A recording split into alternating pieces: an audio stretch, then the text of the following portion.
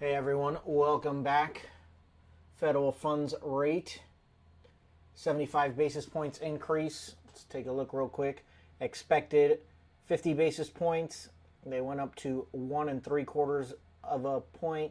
The market was expecting that. I don't know why all these websites didn't have it already set up in their prediction.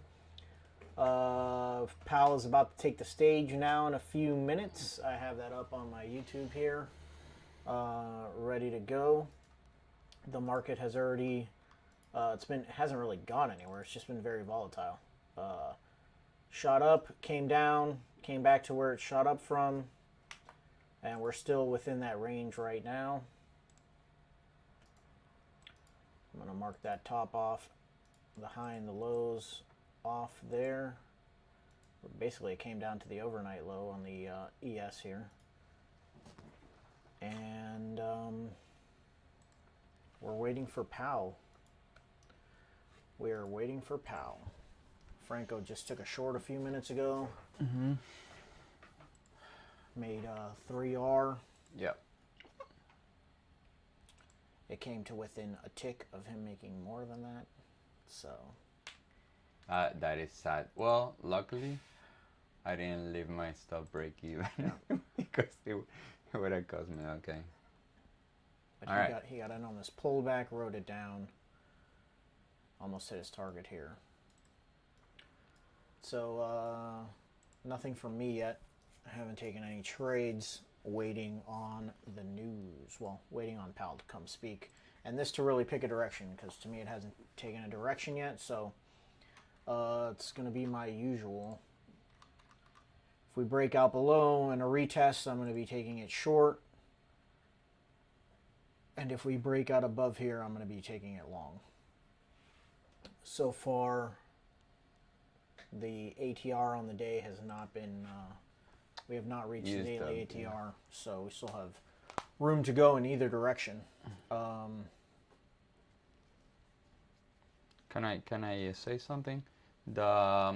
As the summary of economic projections for the Fed, this is a particularly very important report that comes out every few meetings. We just have, I think it's 3 or 4 of these reports per year, and we have 8 Fed meetings, right?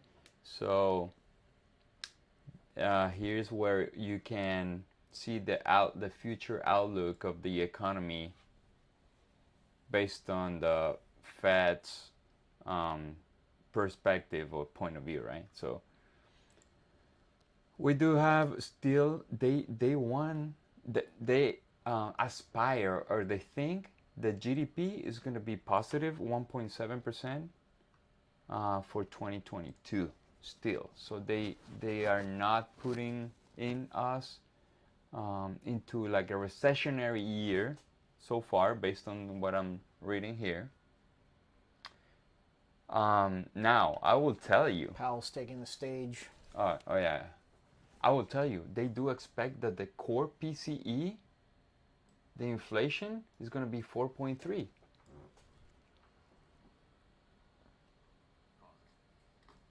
We're strongly committed to bringing inflation back down, and we're moving expeditiously to Put the news on. Can you do it?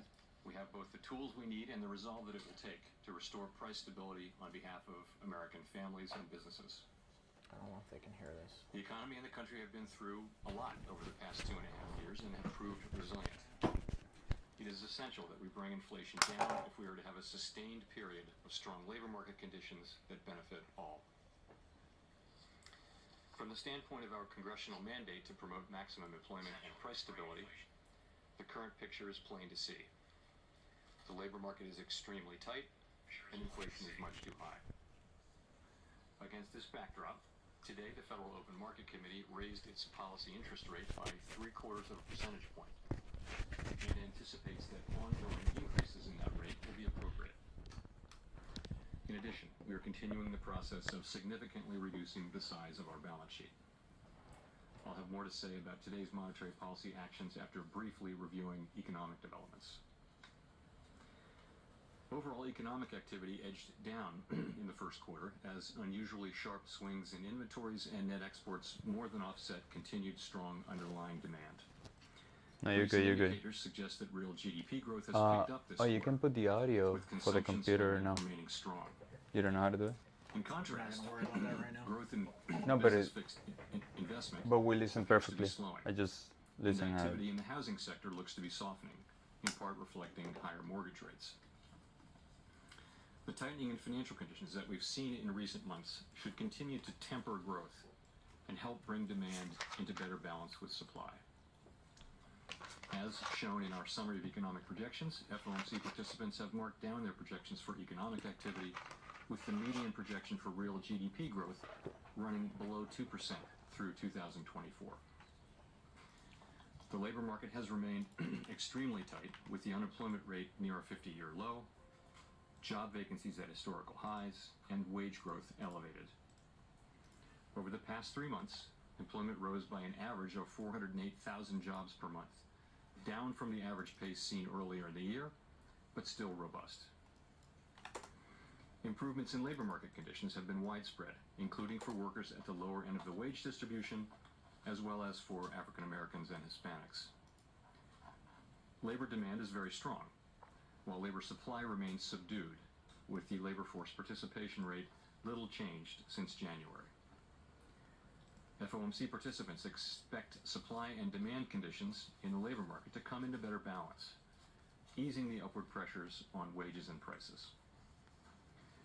The median projection in the S&P for the unemployment rate rises somewhat over the next few years, moving from 3.7% at the end of this year to 4.1% in 2024, levels that are noticeably above the March projections. Inflation remains well above our longer-run goal of 2%. Over the 12 months ending in April, total PCE prices rose 6.3%, excluding the volatile food and energy categories. Core prices rose 4.9%. In May, the 12-month change in the Consumer Price Index came in above expectations at 8.6%, and the change in the core CPI was 6%. Aggregate demand is strong. Supply constraints have been larger and long-lasting than anticipated, and price pressures have spread to a broad range of goods and services. The surge in prices of crude oil and other commodities that resulted from Russia's invasion of Ukraine is boosting prices for gasoline and food, and is creating additional upward pressure on inflation. And COVID-related lockdowns in China are likely to exacerbate supply chain disruptions. FOMC participants have revised up their projections for inflation this year, particularly for total PCE inflation, given developments in food and energy prices. The median projection is 5.2% this year and falls to 2.6% next year and 2.2% in 2024. Participants continue to see risks to inflation as weighted to the upside. The Fed's monetary policy actions are guided by our mandate to promote maximum employment and stable prices for the American people.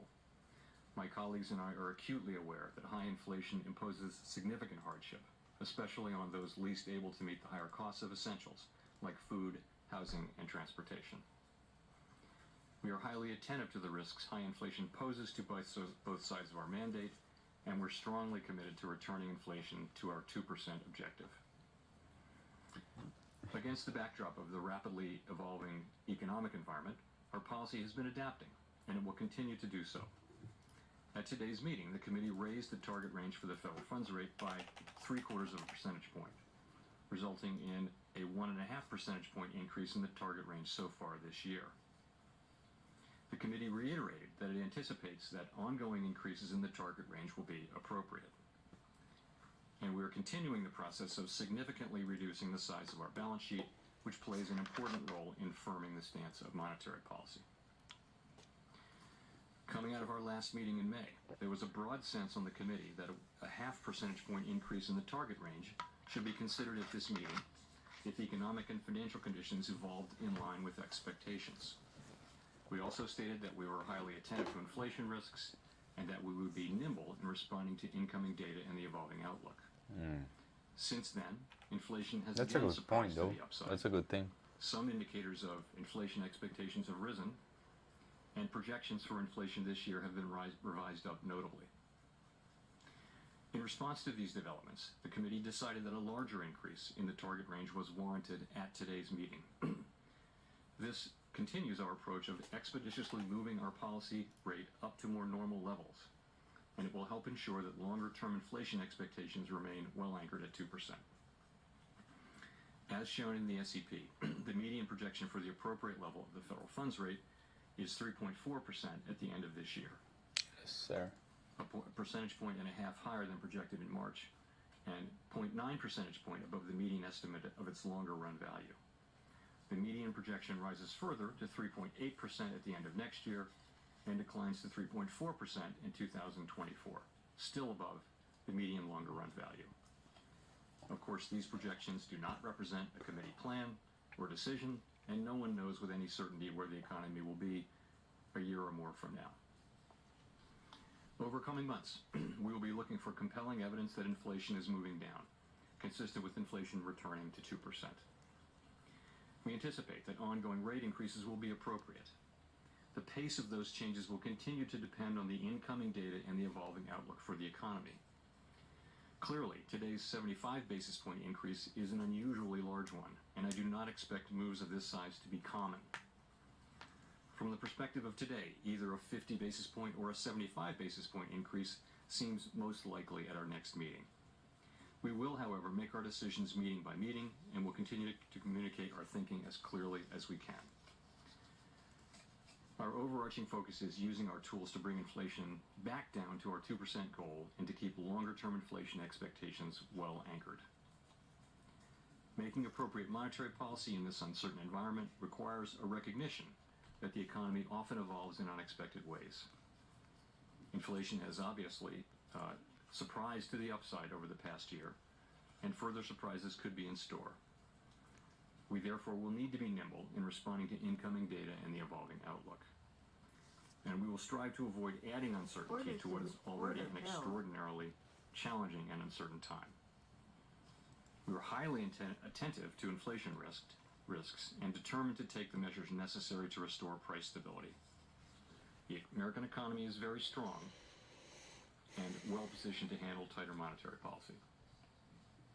He thinks To that. conclude, we understand that our actions affect communities, families, and businesses across the country. Everything we do is in service to our public mission.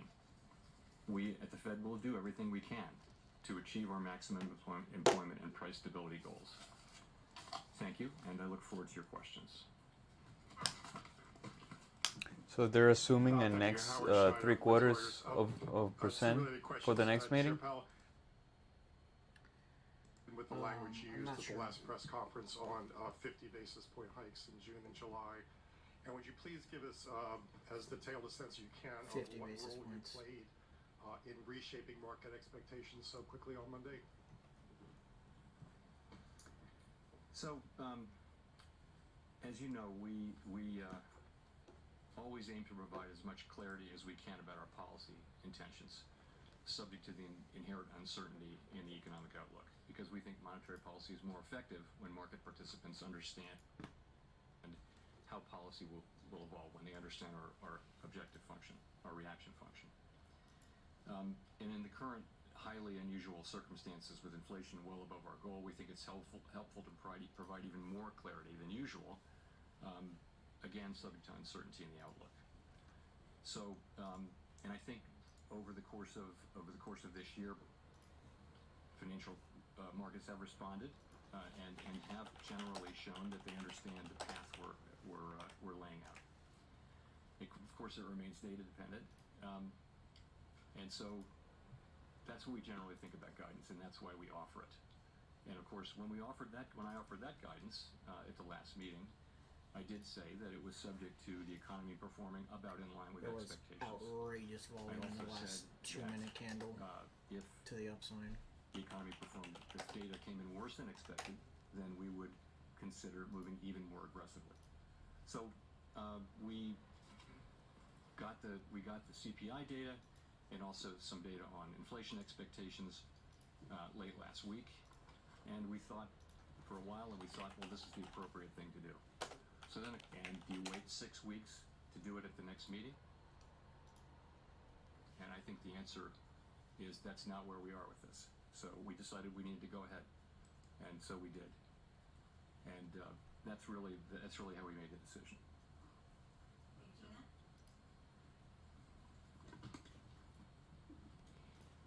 Thanks for taking our questions. Gina Smirlik with the New York Times. I guess I wonder if you could describe for us a little bit how you're deciding how aggressive you need to be. So obviously 75 today. What did 75 achieve that 50 wouldn't have, and why not just go for a full percentage point at some point? Sure. So if you take a step back, what we're looking for is compelling evidence that inflationary pressures are abating and that inflation is moving back down. And we'd like to see that in the form of a series of declining monthly inflation readings. That's what we're looking for. And by this point, we had actually been expecting to see clear signs of at least inflation flattening out and ideally beginning to decline. We've said that we'd be data dependent, focused on incoming data, highly attentive to inflation risks, the things that I mentioned. I know, so they're expecting a 0.75% next meeting too. Inflation again surprised to the upside. Yeah, let's see Indicators of inflation expectations the CME group. And projections of this year have moved up. So Fed. we thought that strong action was warranted at this meeting, and today we delivered that in the form of a 75 basis point rate hike, as I mentioned. So what was the point of it really is this. We've been moving rates up expeditiously to more normal levels, and over the course of the 7 months since we pivoted and began moving in this direction, we've 80% seen financial conditions tighten of and 3/4. so. But the federal funds rate, even after this move, is at 1.6%. So again, the committee is moving rates up expeditiously to more normal levels, and we came to the view that we'd like to do a little more front-end loading on that. So I think that the SEP gives you the levels that people think are appropriate at given points in time. This was really about the speed with which you would get there. So as I mentioned, we 75 basis points today. I said the next meeting could well be about a decision between 50 and 75. That would put us at the end of the July meeting, in that range in that more normal range, and that's a desirable place to be because you begin to have more optionality there about the speed with which you would proceed going forward. Just talking about the SEP for a second, what it really says is that committee participants widely would like to see policy at a modestly restrictive level at the end of this year, and that's 6 months from now. And You can put so this, much data George. and so I much don't know can if you happen. want to So put remember it. how highly uncertain this is. But so that is generally a range of 3 to 3.5%. That's where people are, and that's what they want You're to on. see, knowing what they know Yeah. now, and understanding that we need to show resolve. No, but also be flexible. I just want to see if I can. You guys see this? But I'm just myself. You can put yourself too. This is what he's talking about, the summary of economic projections. So then we have here the GDP outlook for the year is 1.7 for me. They're a little bit above. We might even go flat this year. But they revise it down big time. In the March meeting, they were expecting to grow the economy 2.8%. Now they're expecting that the economy will grow to 1.7%. So that is definitely not a good news there. How do I? Sorry, George. How do I just? Oh, there we go. Better. Perfect. Okay. So you guys see the unemployment rate. They're assuming there will be a little bit of more unemployment than what we had in March, right? From 3.5 to 3.7. And then the PCE inflation, they're expecting right now 5.2, right? When in March they were expecting 4.3. So all the numbers were revised to a worse sort of scenario, right? Because because the data came in worse than expected between March and this meeting, right? And the federal fund rates, look, they were expecting for by the end of 2022 1.9%. Now they're being more realistic, like, all right, 3.4%, right? But then they expect this to be the medium in the long run, 3 to 5 years. So yes, not very. I mean, it's not a very good news regarding the economy. But what is good news is that finally the Fed is acting more realistic, and I think the market will welcome a Fed that is more like truthful with what they're doing, instead of, all right, everything is good, inflation will come down, and it never come down, right?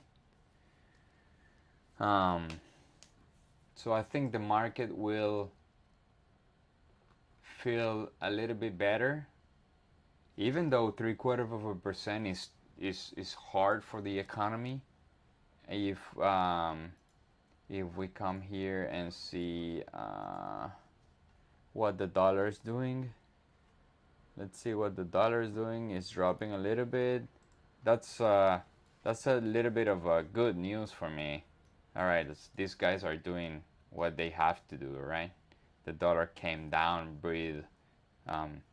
gave some breathing room, right? Because the dollar is being squeezed, and that is not good.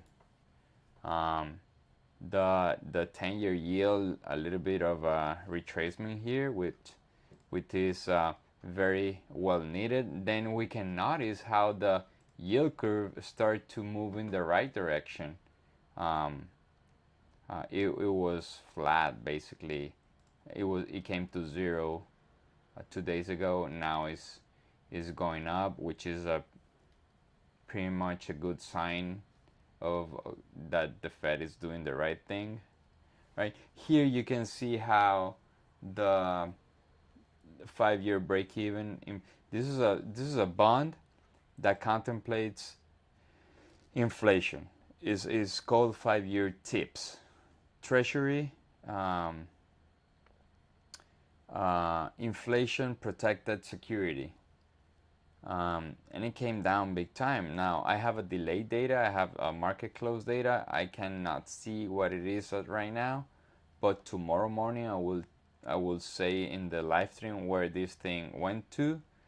And if this thing came down, that's that signals that the market do like what the Fed is doing, and they're getting a little bit more of credibility, right? If this thing went up, is because the market does not believe what Powell is saying, right? Oh, I'm sorry, I don't know if you guys watched this. This is the yield curve. Yeah, because I was in the middle of this. So the yield curve was flat. It was at 0 2 days ago, but actually inverted for a short period of time. This is very bad news for the economy. But this spike, is good. The yield curve is getting back into the right track. All right, so with that, I don't know, George, if you have something you want to share, something. It was first time we do this. We're just trying to get better at this YouTube thing, so we probably will be back for these meetings regularly. Do you want to say something, George? No. Thank you for joining us, and we'll catch you back here tomorrow. See you 9:20. Please like, subscribe, and share. Don't forget.